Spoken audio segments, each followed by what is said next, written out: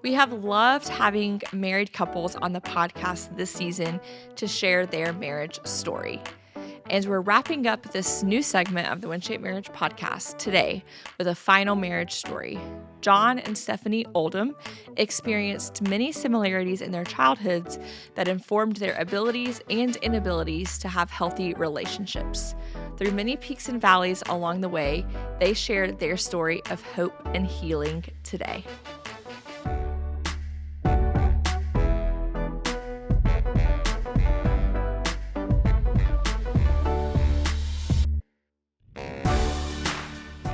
John, Stephanie, thank you guys so much for joining me today on this episode of the Win-Shaped Marriage podcast. I'm so excited to have you guys. Thank you for having us. Thank you. Yeah. So you guys are a Win-Shaped Marriage host couple, and our listeners know that this season we have been doing a segment where we have been dropping a marriage story every couple of episodes.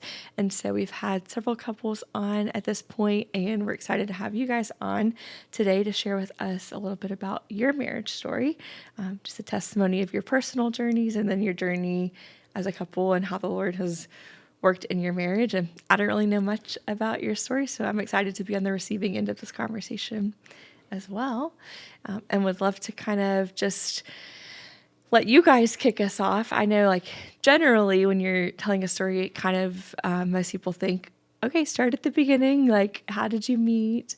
Maybe that might be a good spot, or maybe you guys have a different place that you'd like to kind of start for the conversation today. So I'll give it to you. Yeah, sure. It's thanks for having us. Yeah. It's really a privilege. And like you were talking about, our story is probably not the typical one. Okay. And it didn't really start when we met each other. We had a history before that in our own separate lives. Yeah. And so probably a good idea to just preface that by saying that a lot of ours is not really clean. Okay. We didn't, have great things happen in our personal lives growing up and in our families of origin, but they heavily influenced what happened in our marriage moving forward. So, Yeah. but I can kind of start Yeah. on Would mine you like, do you want to share a little bit about that? Would that be Sure. like helpful context for Yeah, getting into your I marriage? think story? so. Okay. In my family, I found the Lord at 14. Okay. But at the same time, God wasn't present in our house. It wasn't even on the radar. And so I grew up not understanding anything about God. Fortunately, I had some neighbors at two of the places that I lived at. Their families were going to church, so I had occasional opportunities to go with them. But my father, who's now deceased, he was pretty much agnostic, if not atheist. Okay. And so there was never any kind of discussions like that, but he was very dominant in the house. There were some domestic violence situations toward pretty much all of us, things discipline-wise that probably would not be okay or acceptable. And so there was, I grew up in a household where you didn't know how Dad was going to be when he came home and if he was around at all. But at the same time, it was heavily dominated by his 30-plus year affair with another lady who we lived in a small community at the time, and she lived in the next neighborhood over, but they happened to work together. But the psychological, I would say, trauma that I endured in my middle school years was difficult because not only was he doing those things, but our bus route ran through their neighborhood. So her sons would be on the bus when I was on the bus. And so I would have to hear the stories firsthand from them about what my father was doing. So I was going to say, you were privy to, like, you didn't, this is not information that you found out later on. You knew kind of even in your young teen years this was going on. I did. I knew bits and pieces Okay. from hearing things that were happening inside the house. Okay. But then I would have to hear it firsthand from them. Yeah. Things that I wasn't aware of. And so that probably steered me toward being very reclusive or unstable. You just don't know, because where's your safety place in that? And so my mom did her best job to try to keep the family, even keeled and in line. But my dad he could not separate from that. I would almost call it an addictive lifestyle to that. And so once he got down that path, and he's deceased now, but it really destroyed, each of us had our own relationships with my father. I chose to go a different path. It affected my mom and brother, but in their own ways. And so at about probably 18, 19, when I saw opportunity to, and at that time, I found the Lord on my own. Right. And had some guidance from a friend of mine at work who ended up being a pastor when he got older. Okay. But being able to go to church with him and kind of see what that looked like when I turned 18 and had the ability to get out on my own, I kind of splintered off from any relationship with my father. Okay. And so there were some pretty harsh situations in there. There was a fist fight at one point in time, which is never good. Yeah. But I knew at that point that the relationship I had with him was not ever going to be the same. And so it was never, I'd say it never existed beyond that point. It was really superficial, and that's not good. And so when you don't have a father that's kind of giving you guidance and direction, it's more about performance and things like that. And so as growing into adulthood, that was, that's what I saw. Right. That was the modeling. And so it really steered me in the wrong directions about how to have healthy relationships. And also at the same time, when I got on my own, I kind of splintered off from the Lord as well. So I had a double separation from that. Yeah. And so, but yeah, that's probably the most challenging thing that I've had to work to overcome. But Okay.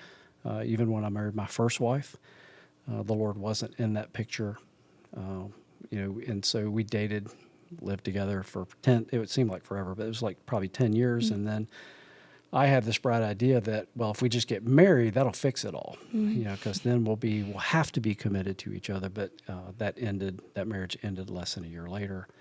And I've found myself in basically a pit. And I was lucky that a friend of mine at work, because I was a police officer by that time, so that even made things more challenging. Yeah.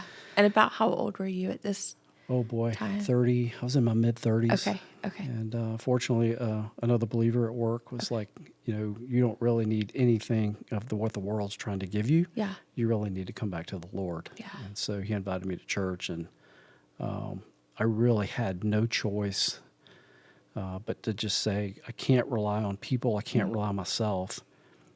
God, I just have to turn it back over to you because there's no other way out of this. And so that came to a recommitment, but also having been away so long from the faith, is I had to learn all over again how to have that relationship, but also I had to learn how to trust that the Lord was actually going to be what I needed when others couldn't be, including myself. And so there was a time period in there, and it was shortly before my stuff, when I was trying to figure things out again, and struggling to hear his voice and to try to latch onto that and to follow it. And then we met shortly after that. So So that was a lot of, I'm grateful for you sharing that, though, because like we mentioned, I think we were chatting just a little bit even before the camera started officially rolling, and you were saying, there's a lot of context previous that's going to play into, our relationship, our marriage. And so I'm grateful that you were willing to share that, because I think that is helpful for all of us to kind of get this picture of what was the background that John was coming into his marriage with Stephanie. And it sounds like there was a lot there with your dad, with your family dynamic, as a young man on your own, and then a previous marriage as well, not having a strong relationship with the Lord. So all of these details play into this next chapter of the story, so to speak. So just wanted to acknowledge that and say that I'm thankful that you were able to share that background as well. Thank you. Yeah. Stephanie? So for me, it was pretty atypical also, Okay. to the fact that I grew up military, and my dad was out to sea a lot. And so my mom was the one that kind of tried to keep everything together. And she died when I was 16. And so that kind of really took a blow. And she had cancer, and then had a stroke, and then grand mal seizures. But when she had a stroke, I was the only one who she knew who I was. Like, she didn't know who my dad was or my brother or anybody. And so I spent a lot of time with her at the hospital. So that was kind of my world. And in my family, we were very performance-based to the fact of, for our grades, we weren't allowed to have anything lower than a B. And if we did, then we were grounded for 9 weeks. So it was a lot of motivation to perform really well. And I know they had it in good intentions, because they wanted us to be able to succeed, but it was a lot.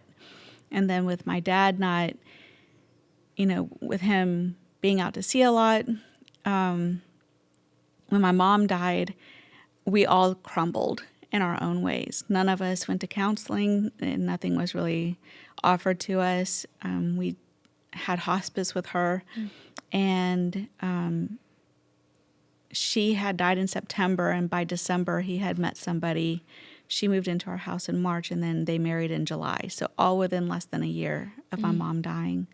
And that had its own complexities.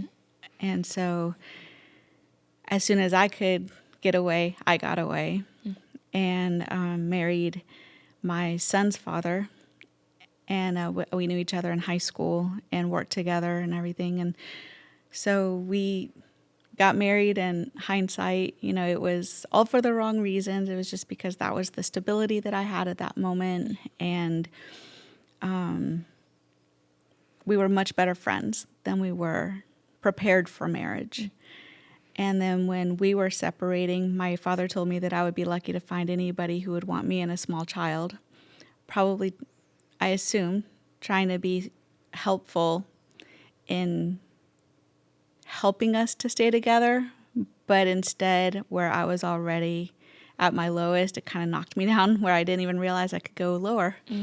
And I met my second husband. I went back to school so I could provide for me and my son, and met my second husband because he seemed to want me and a small child. So going off of what my father said, which of course is not a good reason to get married. Not a good litmus test for marriage. No. So my first husband and I, we were married for 4 years. My second husband and I were married for 8 years.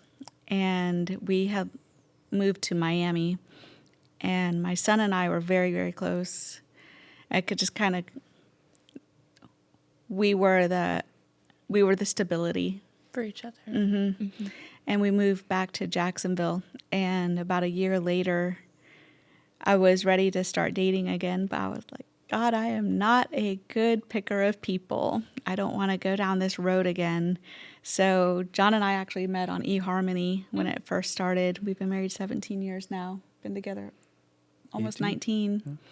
So it was just one of those moments where, like, when you get matched up, I'm sitting there praying, God, please let it be obvious who I should not be talking to. And when I was doing my profile, it took me 3 days to complete it because I wanted to be brutally honest and not just say what I thought people wanted me to say. Yeah. So that was kind of what led up to us.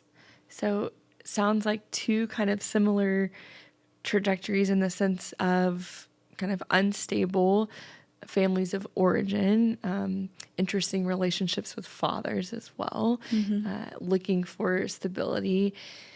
And then latching on to a spouse as maybe not the main source, but as a source of stability, especially in each of your first marriages. Were you, Stephanie, through all of this time, were you a believer? Did you know the Lord? Would you say you were following the Lord, or where was your relationship with Him throughout that experience leading up before John? So I grew up going to Christian schools. And so I had some of the foundation through there, but I never understood the relationship side of it because we didn't attend church. Okay. It was very hit or miss. And we didn't have a church family or anything like that. So I had the concepts, but it was interesting because my first husband, he was the one that introduced me to the knowledge that one day Jesus was coming back for us. And so that kind of planted that seed. But it also terrified me because I didn't know where I stood with anything. So fast forward, I'm in my second marriage. We attended church off and on, but I still didn't have the relationship aspect of it. When I moved back to Jacksonville, I was in a job where we had a very large territory, and I was working up in South Georgia, actually. Okay.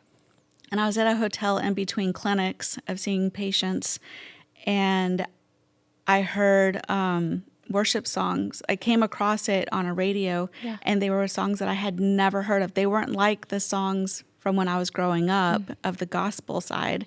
It was much more modern, and it talked much more about relationship.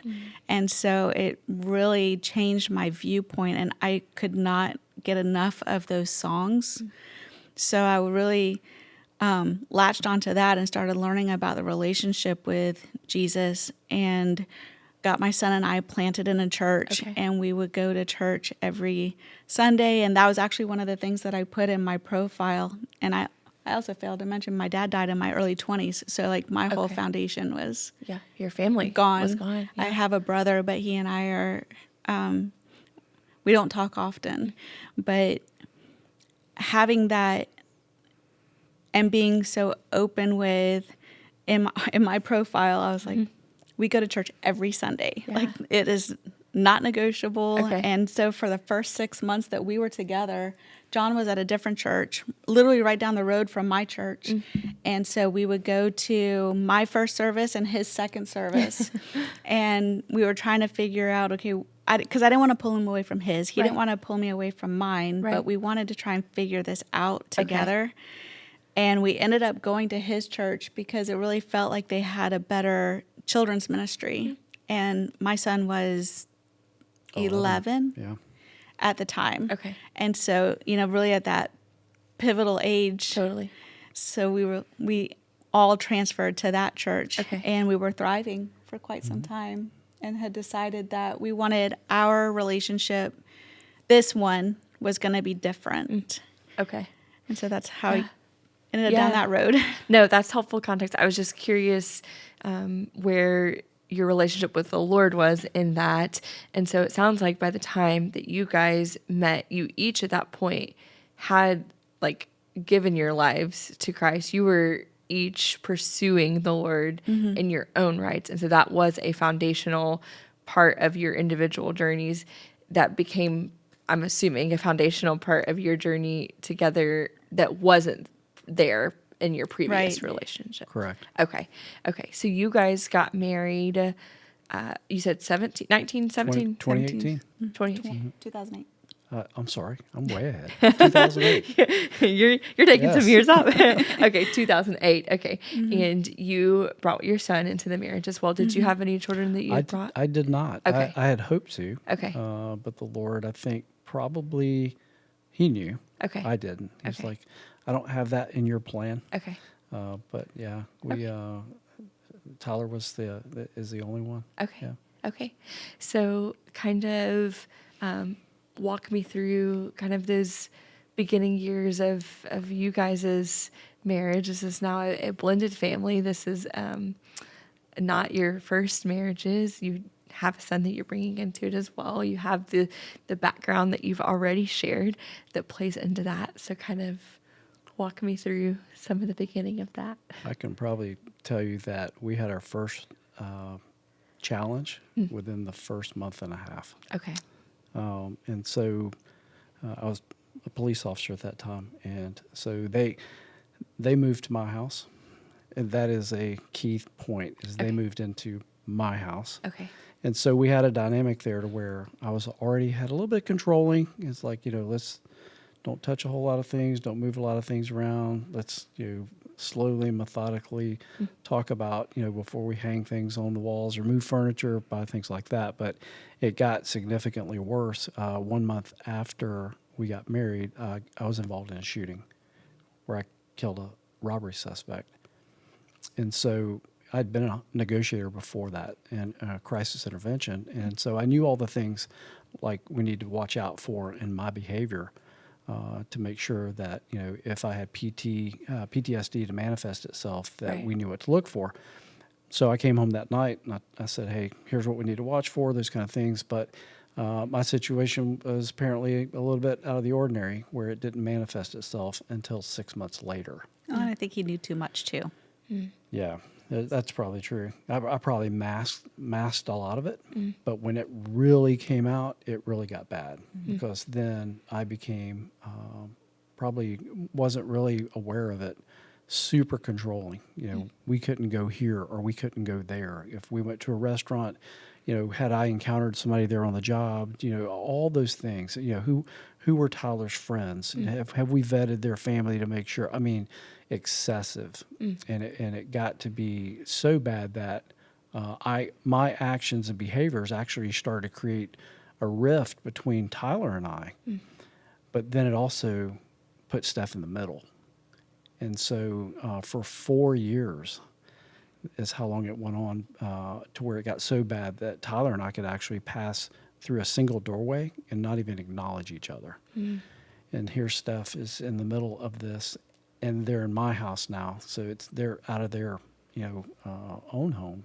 Yeah. And so our first 4 years were really bad. And in the midst of that, Yeah. because when we got married, we had made a declaration, which turned into an inner vow, but we had made the declaration that this is going to be different. And so we got married in the church, which we had not done before. We got premarital counseling. We thought we were doing all the things, which now looking back literally like a month ago, we were like, oh, we were just checking the boxes of what we thought we needed to do it well. And so while we were in the middle of that, the struggle too was we were trying to be a husband and a wife in the biblical sense, which was really challenging because I wanted to honor him, but here I am trying to still be a mom and they're clashing. And the struggle was, the alliance. And Tyler and I like I said, we were really close. So we did everything like clockwork. It was just easy. We already had our rhythm and routine. And then when we were with John, the struggle, it was there. That's where that piece of me not having kids before came into play. Because I didn't have the experience and knowledge, but I wanted to think that I did. And this is what a parent, or at least a dad, should do, because remember, my dad really didn't provide any guidance. Right. It was all one-sided. Yeah. And so here I am trying to figure these things out, and now I've had this incident also, and I'm already controlling. That's my pain cycle. Right. Is I get stuck in controlling when things I feel out of control, and so I'm now trying I'm trying to force principles or concepts on them. And honestly, if I'm being real honest, I'm gaslighting them. And, that's what, when you're doing interrogations in police work, you are to an extent gaslighting people. You're interviewing suspects to elicit information out of them. But at the same time, it got so bad for me. And fortunately, further down the line, when we actually started trying to figure out how do we figure out why we're not working well in relationship, I was able to learn about gaslighting. But I was able to see in that what I was actually doing. And it was so bad that it could be that, there was never a point in time to where I was wrong. It was always Steph or Tyler that were always going to be wrong, even if it was only 51%. And so, she could tell me something. And in my mind, and it's actually how my father was, is that I would find a way to paraphrase it back to where she was wrong, even if she was right. And so we had this horrible dynamic that was present. And so that us trying to figure out what, like Steph was saying, how do we actually do biblical marriage in the context of what, is scripturally correct? We were the furthest thing from it because we were very busy checking off boxes. And so we were in a kind of a valley. Kind of sounds a little bit like you're testimony with the Lord earlier, where it was kind of academic almost. It was just checking these boxes, but there wasn't true application. There wasn't true walking in this. There wasn't like understanding of how to. Mm-hmm. What kind of like was there like a moment where rubber met the road and everything kind of blew up, or you just kind of worked through it eventually? Like, what kind of, you're in this cycle, you're in these 4 years, what unfolds from here? I can tell mine. You can tell yours. It may be So the there's same. a couple of different. There's Yeah. a few, Okay. but probably the slap in the face moment for me came.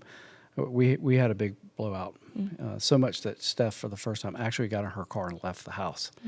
And for me, being a control person, I was like, she can't do that. Let me start calling. Where are you at? Where are you going? So I had this fear, this abandonment fear. Probably same thing that I had with my father not being around. But when she came back home, we didn't talk for several days. But one night she finally got the courage up, and we had a distance in the living room. We actually had furniture between us. There was no physical violence, but the verbal, and mostly from my side, was so heavy. She said, because I was working the night shift, she said, every night when you go to work, I curl up in the bathroom floor and I just cry. And I'm a good gaslighter, but I had no response to that, because that was like, that visual in my mind is like, what have I done? And so I started, in addition to prayer, I was like, I need something, a book, a resource, you name it, because I was really hesitant to go to professional help. And my father always told us, at least, what I could hear, is that you don't need help from nobody. Everything that you need is right here at the end of your two hands, your feet. You do it. You control your outcomes. So there's nothing, no reliance on anything, including the Lord in that. But I was lucky to find a book, Dr. John Gottman, 7 Principles for Making Marriage Work. I was skeptical to the point that where I didn't even buy a new copy. I found it on Amazon, and it was super cheap for like $2. I said, I'll buy it. And as I read through it, I saw all of me in there.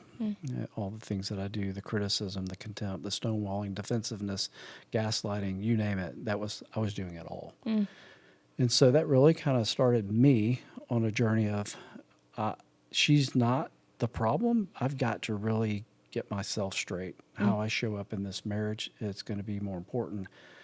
And then if we want to have conversations about us, but how I show up is really important. So I don't know if that was the same one you were thinking of.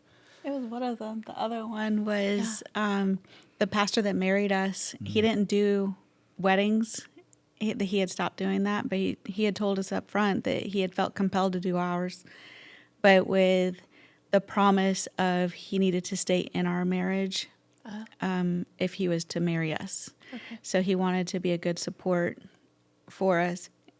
During premarital counseling, he asked John, like, what do you do to decompress, knowing that he was a police officer? And so they went round and round. So I think he just kind of understood the dynamic that we were getting ready to go into, even though we didn't, or I didn't for sure.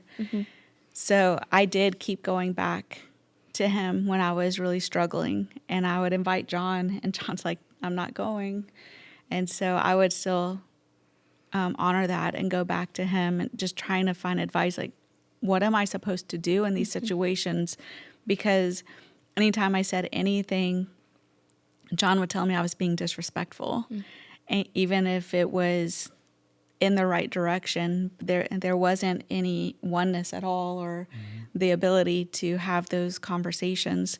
And one time, John and I were actually in a class to be foster parents, and I had gone to see our pastor and went back to meet up with him, and he was like, okay, well, what did he say? And this was the first time that the pastor used these literal words of, he's a bully.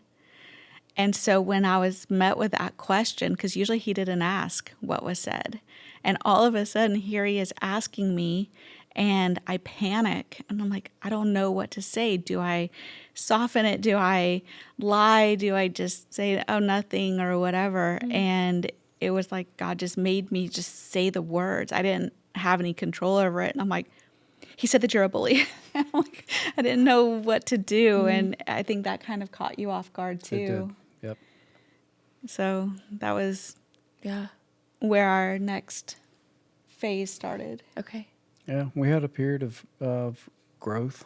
Yeah, absolutely. But That's not something you don't read a book and have a conversation with the pastor and like boop Right. switch and like just keep it moving. That I'm certain Yeah. that it took some time for It did. things to And unfold. we had a couple of years, Yeah. and so we were seeking out multiple resources, but and getting trainings. But it wasn't trainings to teach other people. We were literally diving into even clinical trainings, so that we could understand what is happening with us. What is it about us? What we need more information on marriage, and so and we were very hungry for that. Yeah.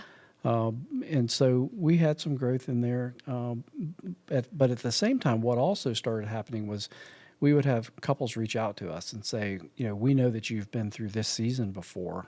Can you share with us information? And so it got into this thing about where, while we're still trying to get ourselves in the right space and going in that direction, now we've got other couples that are asking for help as well. And so, we thought we needed to invest in that. It's an opportunity there. But we did it so much that we started doing this again. And so we started splitting off. We were literally living these parallel marriage, and we were so busy. And so we were serving in the church. We were helping all these couples on the outside of church. We still had full-time jobs. But in that, we lost sight of each other. And so we were serving so much that sometimes we didn't even hear a message on Sunday for weeks. And so we were not, getting fed. And it literally led us into another valley to where we almost lost our marriage. And so we were doing our own things. Infidelity happened. And so we ended up back at WinShape at the marriage intensive. Wow. Okay. And so that was, when that happened, people are telling us what we should do, separately. You should split up. You should go this direction. Who's going to do what? But what we decided to do instead was to say, what does the Lord want us to do? And we lost some relationships over it. Some of them in the church. Because, the human side of you says, y'all need to just be done with it. Oh. And, based on our past, what I'd seen in mine and what Steph had been through in hers, it would seem like the logical thing to do. Just abandon this marriage. It's not going to work either. Yeah. But then what do we, are we breaking generational cycles, or are we just now being a part of it? Yeah. And so the Lord specifically reached out to me and said, you need to stay in this marriage. And it caused me to, not because of him, but because of me, to question my faith and say, this can't be right. But I did. I chose to obey, knowing that the road to travel to recovery for both of us was going to be really hard. But he was the only thing there that could get us there. And so we both had to make that decision. Are we going to follow? And that's what we committed to doing. And so we did, we didn't serve for a while. We told the pastors, hey, we love doing this, but we got to fix this. And we got to fix us in that vertical relationship. And so. And we found our circle and it was really not very many people where we live, but we found our circle who was willing to fight for our marriage and not feed into anything else. So it was huge, because the Lord had already started making connections. Most of these people didn't live in our state, and so the Lord had been setting that in place a year before the infidelity happened, and we ended up at the intensive. We didn't recognize it until later. One of probably our favorite story out of that is that our direct mentor couple working through that, they live in Texas, and we had met a year earlier. Retired police chief, and we both thought, we're going to collaborate and do stuff to help first responders. And so when when I called him and told him what was going on, he goes, first thing he said was, "What a great opportunity." And I was like, "You must be crazy." And he goes, "No, you'll see it later." And so they mentored us. But what we didn't know was, it wasn't revealed until later, but they had also gone through that before us. And so all these people, this circle that the Lord created and put there to help support us and guide us through it, the circle was immense, and they were all placed there before us. So that was a huge thing. The intensive was, it was Intense. it literally was, Yeah. but it opened our eyes to ways of. Probably the funniest thing was the therapist on the first night said, "Tomorrow we're going to start this journey. Over the next couple of days, you're going to realize one thing: your spouse is not the issue." And I was like, "We came to the wrong place because and we paid all this money for this." But they were exactly right. Is that when it was how we showed up that was all the things that were happening were symptoms of other things. And so we learned through that process about the importance of not just communicating, but how we show up to communicate. And so we were talking about surface level things, but not really the deeper issues and working through them. So, but we survived that because, and that was the phrase that the Lord gave us during the intensive was that also that one of our therapists mentioned was that we were going to leave there to co-create. And that we were truly going to be a beauty from ashes story. And so a lot of people would say, why would you even talk about what happened there during that time in your lives, in your marriage? We look at it differently, is that the Lord says, I need you to share that story, that part of it, to not keep it to yourself, because somebody's going to need to hear that because they currently don't have hope in their marriage. And so, I don't want to say oddly enough, but probably he knows. Every couple, except for maybe 2 or 3, that reached out to us after we went through that for help with their marriage, all of them had infidelity in it. Prior to us going through that, none of them did. Only the Lord can take that and say, here's the purpose. I need you to do something, do my plan, my purpose with that. And would you say that for y'all's choice to go to the intensive, that it did mostly, was it the infidelity that was like, this is sending us to the intensive? I mean, you had all these other things as well, but that was kind of this new like challenge that was either this is going to destroy or we're going to rebuild from here. But that was kind of the thing that sent you to the intensive. Yeah, that was the thing because we weren't even looking back at all the things before. Right. We were just taking what was at the moment. Right. And not even putting those pieces together that it let like things lead up to or things that weren't processed or anything like that. So that was the true catalyst that got us there. Yeah. And I think it's important because, Steph, you have a saying that we thought our marriage was okay because it just wasn't as bad as it was before. Yeah. But it really had not. We had not been healed. No. Because we were very good about we just weren't packing things away in boxes. hurting each other. Yeah. If we weren't hurting each other, then we must be okay. Yeah. It was the furthest thing from the truth. Okay, so 2008, you got married. 2019, you attended the intensive. So about 7 years ago, you mentioned this word healing. We weren't healed. Would you say that the last 7 years have been kind of a journey to healing from the intensive, or how would you kind of encapsulate the years following the intensive? I think that it's been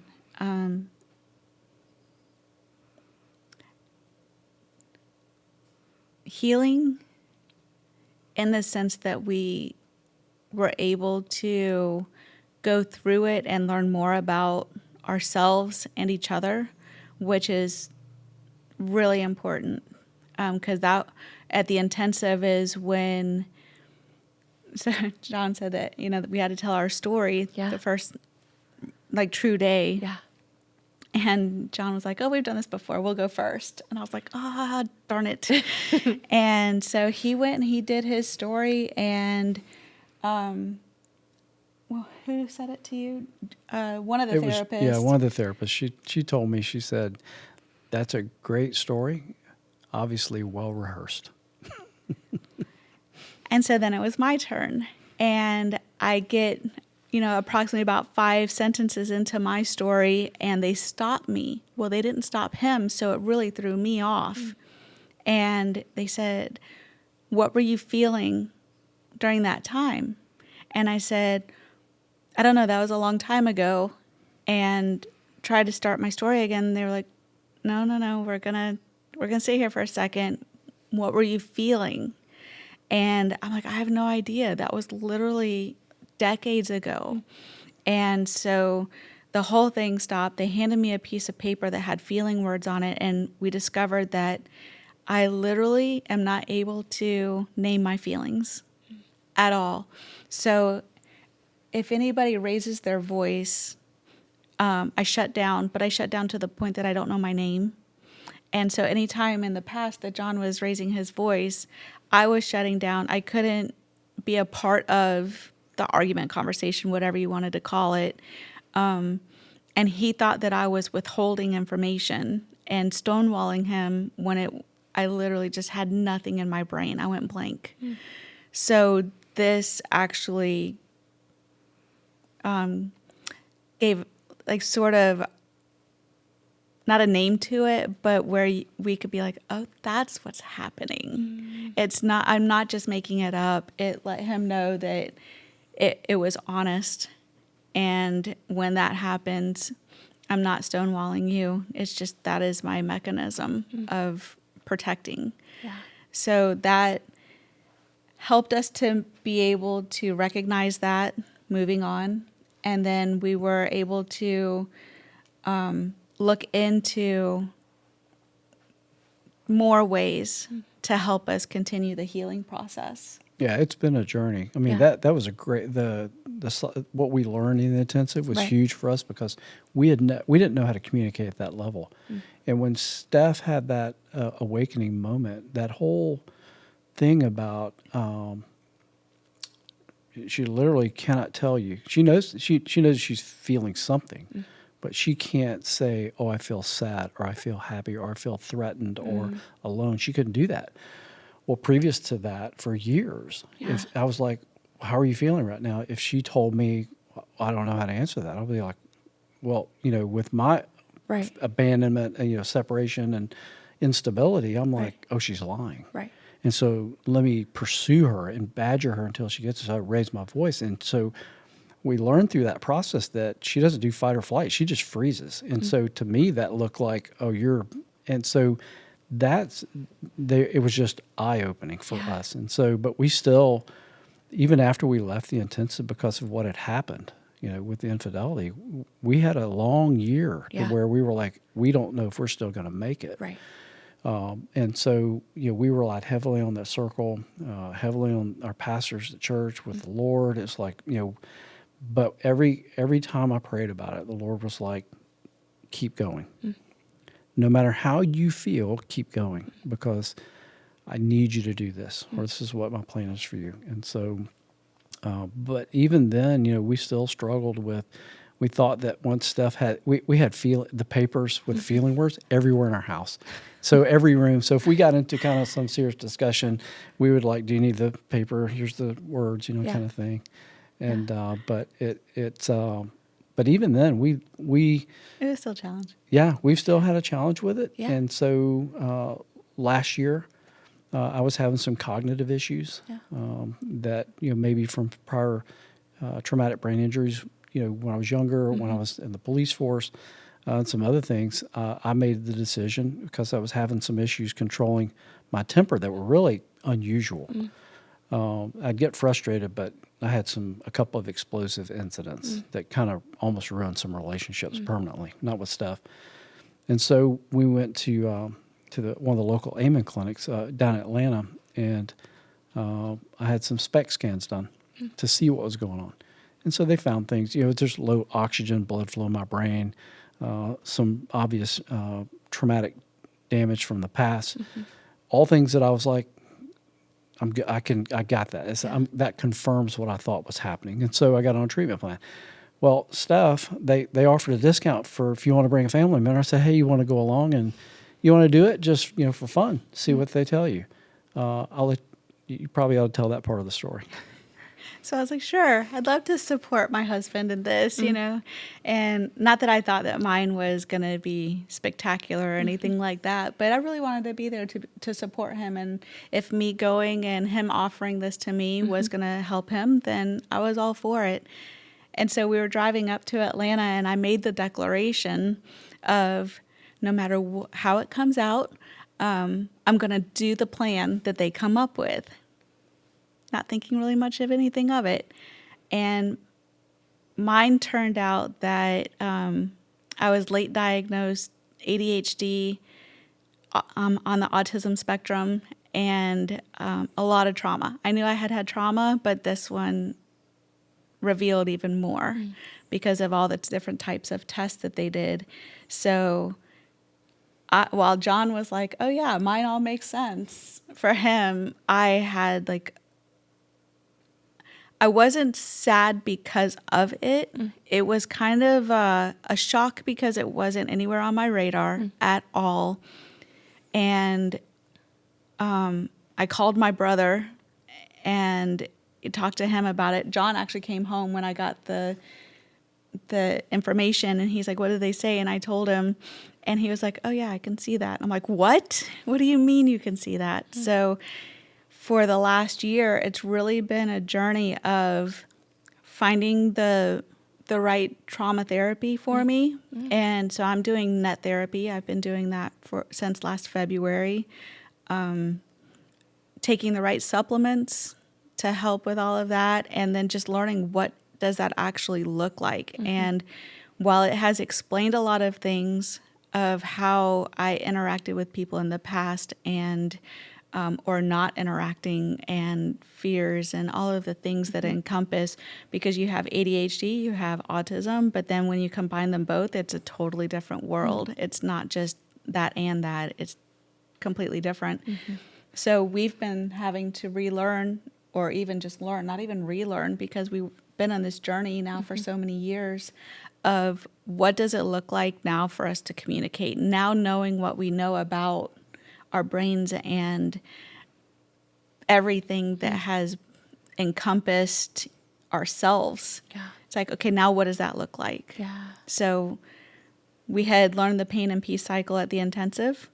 Then we thought it was fantastic, and we ended up being trained online for it by the Hargraves. And so that was great.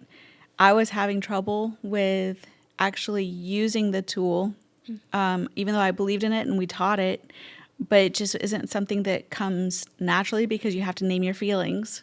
So I was really struggling with that aspect. And so we just had the opportunity to take it for a third time. And it's like we learned even more and got more skills to be able to use. So they were able to, the Hargraves were we sat with them at dinner, and they were able to give me some outside of the box thinking of how to implement it without having to just name the feelings. And I think that was really helpful for us. Yeah, it was. And Steph's right, because now it looked like we've got it kind of figured out on where we're going. And now it's like this new thing. I mean, at 50 years old, getting that kind of a diagnosis is, I'm sure for Steph, it's like overwhelming. Who am I? Overwhelming. And for me, it's like, okay, so all the things that I've been trying to do that didn't appear to be working communication-wise, now I can see it. I'm like, oh, that makes sense. So now I'm adjusting again how I approach some aspects of communication, because I have to read, read things in her responses. Is it the autism? Is she in a pain cycle? For us, it's just not simplified.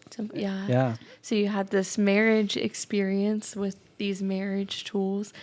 Then with some medical diagnoses, these brain scans, you have that playing into it as well. Mm-hmm. So you guys have a lot of factors that you're working through together.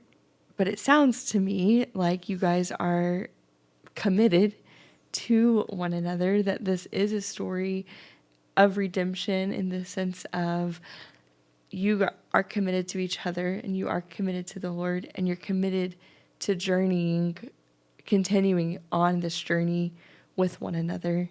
I don't want to speak for you, but I think that would be an accurate statement. I think you're right. And I think, even with all the things, because had we not stayed together, I don't think that we would have found the healing that we did at the Amen Clinic or the circle of people who are willing to stand beside us and walk through it with us.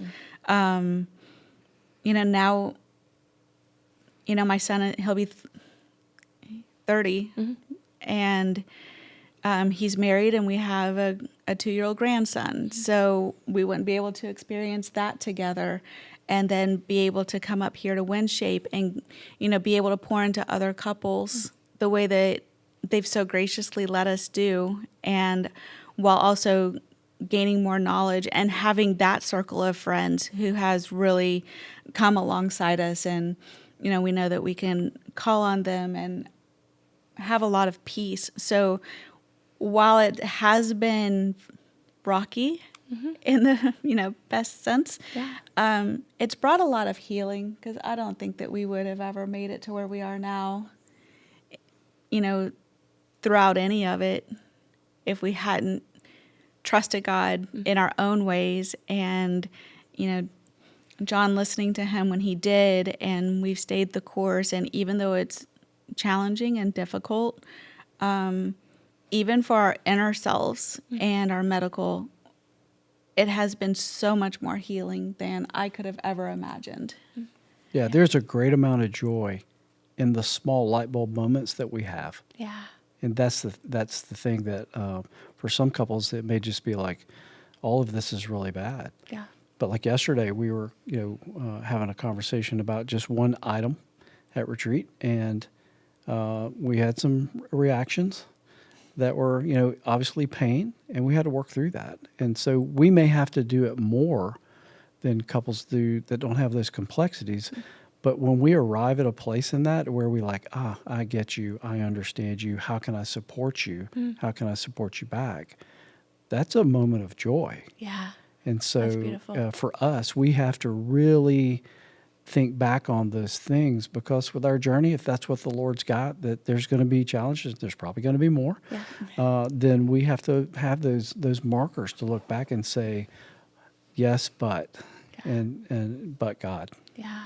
Yeah, and then God's even, let us host blended family with Ron Deal and all of that, which was really, really beneficial. Even though we were the host couple, that we got to sit in on that, and it gave us the opportunity to hear things that we had never heard before. So even in the blended family world of us, we were able to look at each other and go, oh, we did not do that very well. And then after, hearing a few things, we took the liberty to start texting Tyler and saying, we're so sorry. We did not know how badly we were doing that.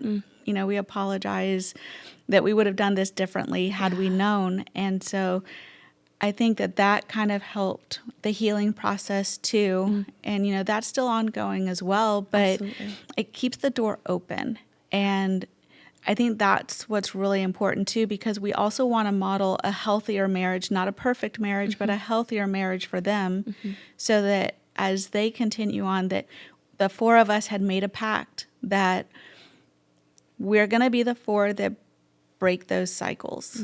And we're going to be open and honest and transparent with the four of us. And we choose to not be what we were for Jetson. Yeah. And we want him to know that he has a healthy mom and dad, healthy grandparents. Yeah, and this is, if that's the ultimate journey that we're on, then that's going to break that cycle for that next generation. So now we're already 2 generations below us. Totally. That's beautiful. I think what's cool maybe a good way to even just end it. When you talk through a story like this, there isn't a clear end. It's not like we're on a race and like, oh, and we broke through the finish line and like that's it. I liked what you said about like something about the door. It kind of the visual I have in my head is that the door is still open, like the door isn't shut negatively, but it's not even closed. It's not even like a negative or a positive. It's open, and that this journey is still continuing. Like you're still continuing on a healing journey. As you said, there will probably be more challenges along the way. Your son's grown and has a family as well. And so you're just kind of moving through this together with the tools that you've received. But you're just on a path of healing, and you're on a path of kind of open-handedness with where the Lord will have you and your story next. But I'm grateful for all of the details that you shared today. I think that all of them were important. None of them go unnoticed. And I think anyone listening, they'll be able to pick a detail here and there, and they might not relate to every moment, but that moment will click for them, or that will relate to them. And I'm just grateful for your willingness and your vulnerability to share today. Do you have any kind of final thought or thing that you would like to leave a listener with, or a piece of encouragement? You don't have to. Just want to give you the opportunity if you do. No, I'll probably just say, just from our experiences through this, is that always keep your eyes focused on the Lord. Yeah. Because the world is going to give you all this noise and advice, but really the only thing that matters is what He wants you to do. Yeah. And if you can stay that course, no matter how challenging it gets, there will be, however that success looks in your situation, or it's going to be there. Yeah. Yep. Absolutely. Well, thank you again for your time. We're grateful. We're grateful to have you on this episode of the One Shape Marriage podcast. Thank you for inviting us. Thank you. And thank you guys for tuning in to this episode of the One Shape Marriage podcast. And we will be back next week with a new episode. We hope that conversation blesses your marriage. If you're loving the One Shape Marriage podcast, will you please take a moment to make sure you're subscribed? You may be a faithful listener and not realized you aren't subscribed. It really helps us out.